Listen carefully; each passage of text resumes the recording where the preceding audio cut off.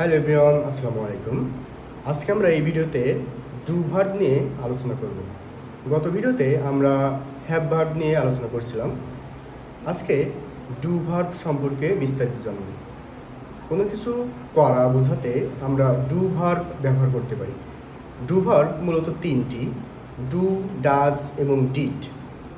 Do ব্যবহৃত হয় I, we, you, দে এই প্রোনাউনের পরে, এবং ডাজ ভার্বটি ব্যবহার হয় হি, শি, ইট কোনো একজনের নাম বোঝাতে ডাজ ওয়ার্ডটি ব্যবহৃত হয়।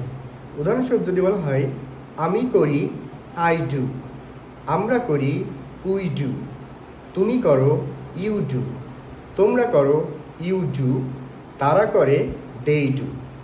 কিন্তু সে করে, রহিম করে, আমার বন্ধু করে, সেক্ষেত্রে ডাজ কথাটি বলতে হয়। উদাহরণস্বরূপ যদি বলা হয় সে করে, হি ডাজ; সে করে, শি ডাজ; এটা করে, ইট ডাজ; আমার বন্ধু করে, মাই ফ্রেন্ড ডাজ; রহিম করে, রহিম ডাজ।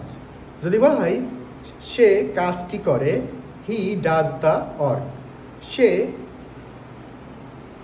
রহিম কাজটি করে, রহিম ডাজ দ্য ওয়ার্ক।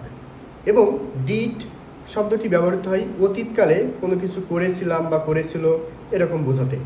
উদাহরণস্বরূপ যদি বলা হয় আমি কাজটি করেছিলাম, আই ডিড দ্য ওয়ার্ক; আমরা কাজটি করেছিলাম, উই ডিড দ্য ওয়ার্ক; তুমি কাজটি করেছিলে, ইউ ডিড দ্য ওয়ার্ক; তারা কাজটি করেছিল, দে ডিড দ্য ওয়ার্ক; সে কাজটি করেছিল, হি ডিড দ্য ওয়ার্ক।